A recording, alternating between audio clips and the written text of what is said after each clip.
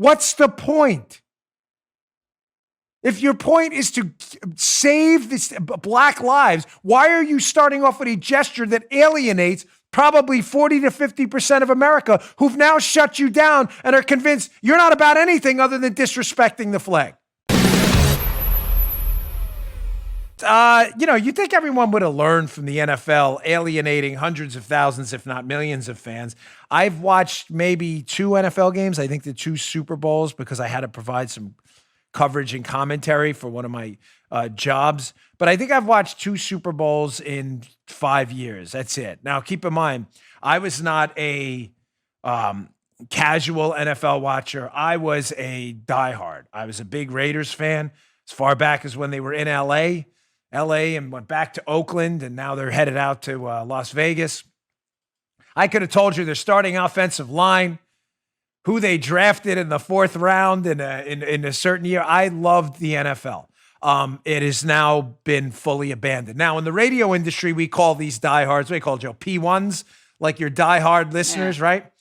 Yeah, Joe was into something like, these are your listeners who never go anywhere. It's your core listeners. Right. It's, I don't know, 50% of your audience, and you get 50% that come and go, listen to 2-3 shows a week. When you lose those people, you're in real trouble. When you lose your diehards, right?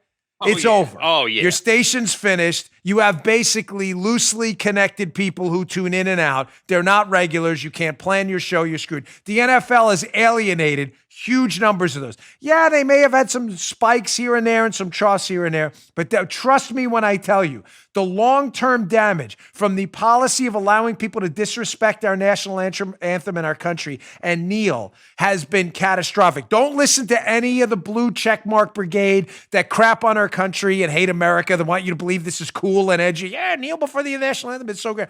It's all nonsense. Believe me, real executives in the NFL know what a disaster this has been. Not only have they alienated millions of fans now, who now went from their diehard P1s to loosely affiliated, occasionally watch once in a while fans to, now I'm never watching at all. Yeah. They've alienated their kids. As I've said to you before, Joe, the real damage here, Joe has a son, I have 2 daughters. Obviously, ladies and gentlemen, you're all the product of a mother and a father, all of you. Your mother and your father teach you things, mostly good. Yeah. Some people unfortunately learn bad lessons, but these are traditions. Football watching, Sunday watching the Giants or Jets game. Where I was from in New York, they were the only, teams on TV typically. Those are traditions handed down. I actually learned about football from my mom. She was a big football fan. Yeah, right? Mm-hmm. Yeah, man, it is. Change, which keeps a brand at its peak, what we would call in business, goodwill, the value in a name alone, Coca-Cola, the NFL, right?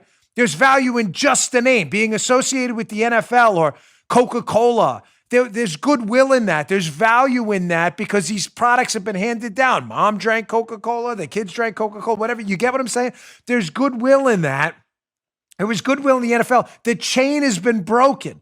There are thousands, hundreds of thousands, if not millions of people in the United States who now don't regularly tune in and will not pass this on to their kids, and their model is broken. This is damaging. So the MLB, the Major League Baseball, has decided, you know what? We might as well jump on the Black Lives Matter, pigs in a blanket, fry them like bacon. What do we want, dead cops? When do we want them now? Bandwagon. And we're going to allow kneeling in our sport, too, because it was so great for the NFL.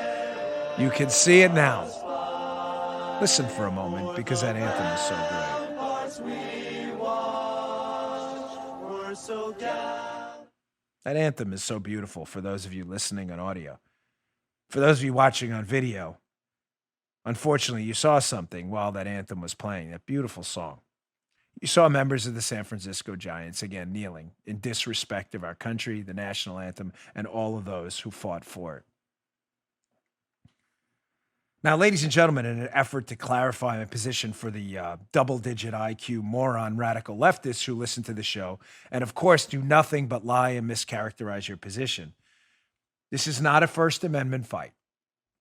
I acknowledge that. Because what they typically respond is, what, you don't believe in free speech? Can I be crystal clear?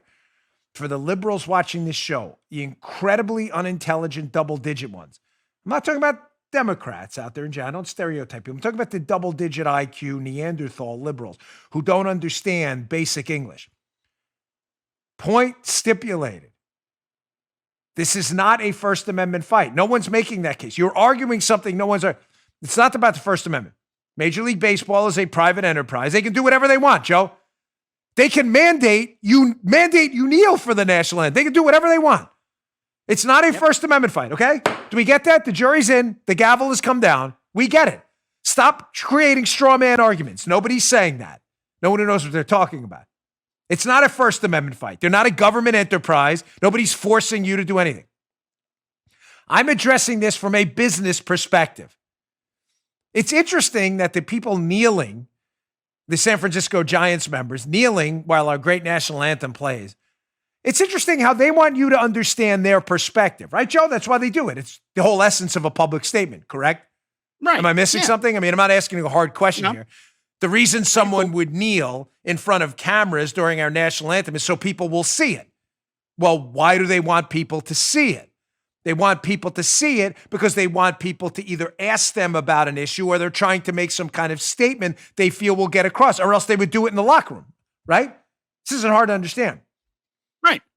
Now, I get liberals will have a tough time, but for the smart people listening, you're doing it to make a statement, to state something. So they want you to understand their perspective. Their perspective is what? By kneeling, we're supporting Black lives. Okay, as I've said many times, that's a conversation I really would love to have on this show if you'd be open to it.